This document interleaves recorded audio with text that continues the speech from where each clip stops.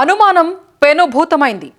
పెళ్లైన కొన్నాళ్ల తర్వాత భార్యపై అనుమానం పెంచుకున్న భర్త తరచూ వేధించడం మొదలుపెట్టాడు.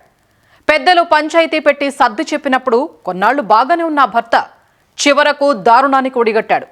భార్య పిల్లలతో పాటు సర్ది చెప్పేందుకు వచ్చిన వదిన ప్రాణం తీశాడు. చివరకు తాను బలవన్మరణానికి పాల్పడ్డాడు. కుటుంబ గొడవలు ఆఖరికి నలుగురి ప్రాణాలు పోవడానికి కారణమయ్యాయి.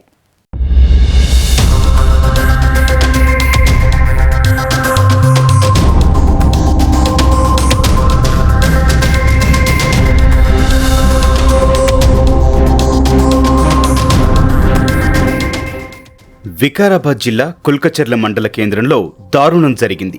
భార్య, కుమార్తె, వదినను వేపూరి యాదయ్య అనే వ్యక్తి కత్తితో దారుణంగా నరికి చంపాడు. నిద్రిస్తోన్న ముగ్గురిని చంపి అనంతరం నిందితుడు ఆత్మహత్య చేసుకున్నాడు.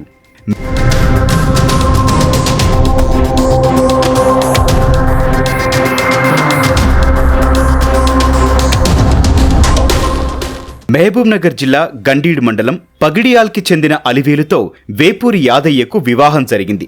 ఇద్దరు కూలీ పని చేస్తూ జీవనం సాగిస్తున్నారు. వారికి ఇద్దరు కుమార్తెలు 13 ఏళ్ల అపర్ణ, 9 ఏళ్ల శ్రావణి ఉన్నారు. యాదయ్యకు కొంతకాలంగా భార్య ప్రవర్తనపై అనుమానం ఉండేది. దీంతో తరచూ ఆమెను వేధింపులకు గురిచేసేవాడు. ఈ క్రమంలో పలుమార్లు పెద్దల వద్ద పంచాయతీలు జరిగితే సర్ది చెప్పి పంపారు. ఇటీవల భర్త వేధింపులు భరించలేక అలివేలు గ్రామానికి చెందిన ఓ ప్రజాప్రతినిధి వద్ద గోడు వెళ్లబోసుకుంది. దీంతో ఆయన భర్తను పిలిపించి మందలించారు. ఇద్దరూ కలిసిమెలిసి ఉండాలని సముదాయించి పంపారు.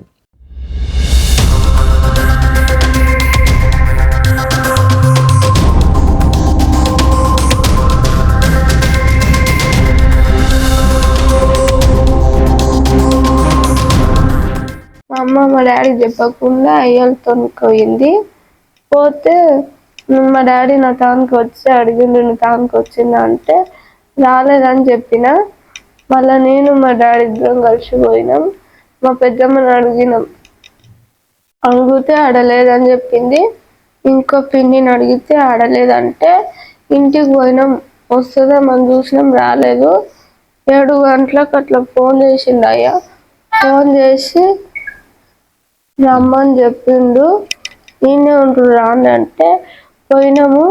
పోయినాక అయ్యా మంచిగా ఉండుండదు అని చెప్పి ఇంటికి పంపించిండు. అప్పటికే అలివేలు నారాయణపేట జిల్లా బలభద్రాయపల్లిలో ఉంటున్న తన సోదరి హన్మమ్మకు జరిగిన విషయం చెప్పింది.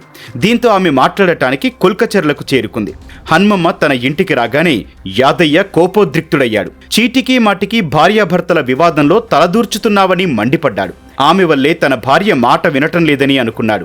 దాంతో అక్కా చెల్లెళ్ళిద్దరిని అంతం చెయ్యాలనుకున్నాడు. మేము తిన్నాము, నాయన తినంటే తినని చెప్పిండు. మేము అందరం పండుకున్నాక మా నాయన తీసుకొని మా పెద్దమ్మని కొడితే మేము లేచినాం.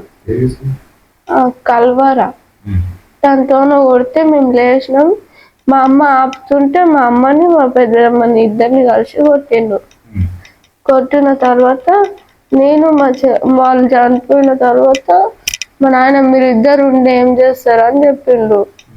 ఎవరు చూసుకుంటారు మిమ్మల్ని అది అని చెప్తే చెప్పి ఇక తర్వాత మా చెల్లెల్ని నన్ను ఇద్దరిని కొడితే మా చెల్లెల్ని బాణసాలు కొడితే మా చెల్లెలు చనిపోయినాక నేను చిలుకు తీసి బయటకు ఉరికిన.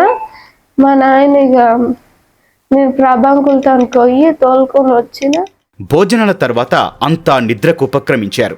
ఇదే అదునుగా ఇంట్లోని కత్తి తీసుకున్న యాదయ్య మొదట వదిన హన్మమ్మపై దాడికి పాల్పడ్డాడు. ఆమె కేకలతో భార్య మేల్కొని అడ్డుకోబోయింది. అదే కత్తితో ఆమెపైన దాడి చేశాడు. అక్కా చెల్లెళ్ళు అక్కడికక్కడే మృత్యువాత పడ్డారు. అంతటితో ఆగని యాదయ్య అమ్మ చనిపోతే మిమ్మల్ని ఎవరు చూసుకుంటారని ఆగ్రహంతో ఊగిపోతూ చిన్న కుమార్తె శ్రావణిని కత్తితో పొడిచి హత్య చేశాడు. పెద్ద కుమార్తె అపర్ణపైన దాడి చేయగా మెడ, తల, చేతికి గాయాలయ్యాయి. ఆమె తప్పించుకొని పారిపోయి సమీప బంధువుకు సమాచారం అందించింది. అప్రమత్తమైన ఆయన డయల్ 100కు సమాచారం ఇచ్చారు. తెల్లవారుజామున కులక్చెర్లలో ఒక 100 కాల్ రావడం జరిగింది. దాన్ని అటెండ్ చేస్తే అక్కడికి వెళ్ళి చూస్తే యాదయ్య అనే వ్యక్తి అతని భార్యని, చిన్న బిడ్డని, వాళ్ళ వదినని ముగ్గురిని కత్తితో చంపిండు. వాళ్ళ పెద్ద బిడ్డని కూడా చంపడానికి ప్రయత్నం చేసి ఆ అమ్మాయి తప్పించుకొని పారిపోయింది. ఆ తర్వాత అతను కూడా ఇంట్లో ఉరేసుకొని చనిపోయాడు. దీని విషయంలో ప్రాథమికంగా మేము విచారణ చేస్తున్నాము. పోలీసులు ఘటనా స్థలికి చేరుకునే లోపే యాదయ్య అదే ఇంట్లో ఉరివేసుకుని ఆత్మహత్యకు పాల్పడ్డాడు. పోలీసులు అపర్ణను మహబూబ్ నగర్ ఆసుపత్రికి తరలించారు. అపర్ణ ఆరోగ్యం నిలకడగా ఉందని వైద్యులు తెలిపారు. ఘటనపై పరిగి డీఎస్పీ శ్రీనివాస్ కేసు నమోదు చేసుకుని దర్యాప్తు చేస్తున్నారు.